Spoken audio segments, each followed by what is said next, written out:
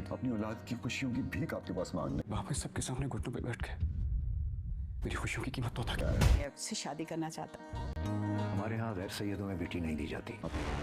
میری رائے کے خلاف کوئی جاتا ہے نا تو غصہ چڑھ جاتا ہے. بس اتنی سی بات ہے. میں چاہتی ہوں کہ نسیم کا رشتہ فہد سے پکا کیا جائے. مجھے میری بہن کے لیے فہد کا رشتہ ٹھیک نہیں لگ رہا. یہاں بات ختم ہو جاتی ہے. اگر یہاں سے مایوس بھی گئے نا میں خوش رہوں گا زندگی میرے باپ. میں آپ سے وعدہ کرتی ہوں کسی کی جان لینے سے جان دینے تک ہر حکم مانوں گی. رضا شیر کو پسند آ گئی ہے.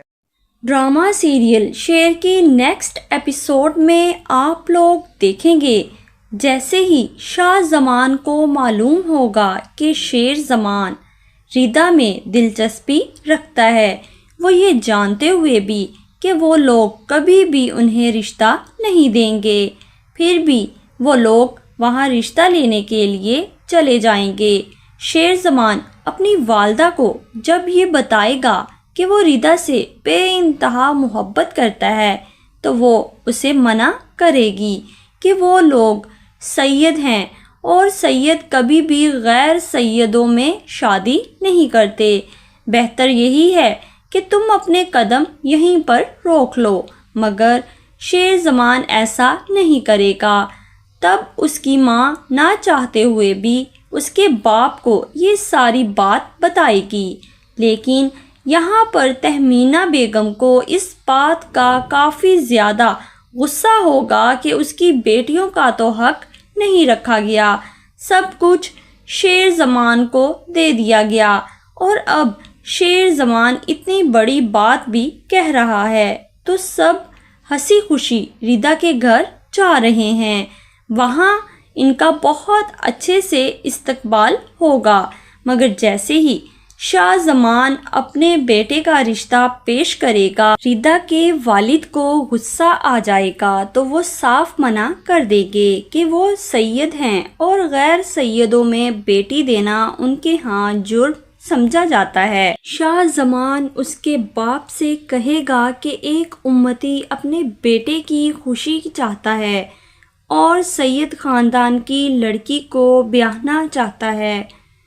کیا آپ مجھے اپنے در سے خالی ہاتھ بھیج دیں گے؟ تب ریدا کا باپ یہی کہے گا کہ ان کے ہاں ایسا نہیں ہوتا، وہ بہت مجبور ہیں. یہاں پر وہ لوگ ریدا کا رشتہ تو لینے آئے ہیں مگر کسی کو بھی یہ یقین نہیں ہے کہ یہ رشتہ ہو پائے گا یا نہیں ہو پائے گا.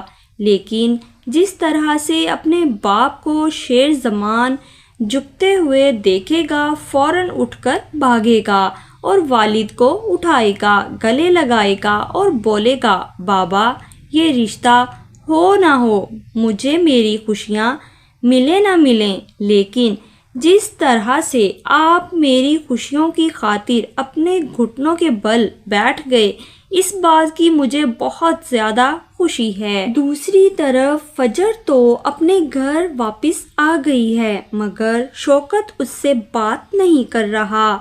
تب وہ باپ کے قدموں میں بیٹھ جائے گی، اس کے گھٹنوں پر ہاتھ رکھے گی اور بولے گی کہ بابا آپ مجھے معاف کر دیں، اب میری زندگی آپ کی ہے، اس کے لیے مجھے آپ جو حکم دیں گے میں ویسا ہی کروں گی.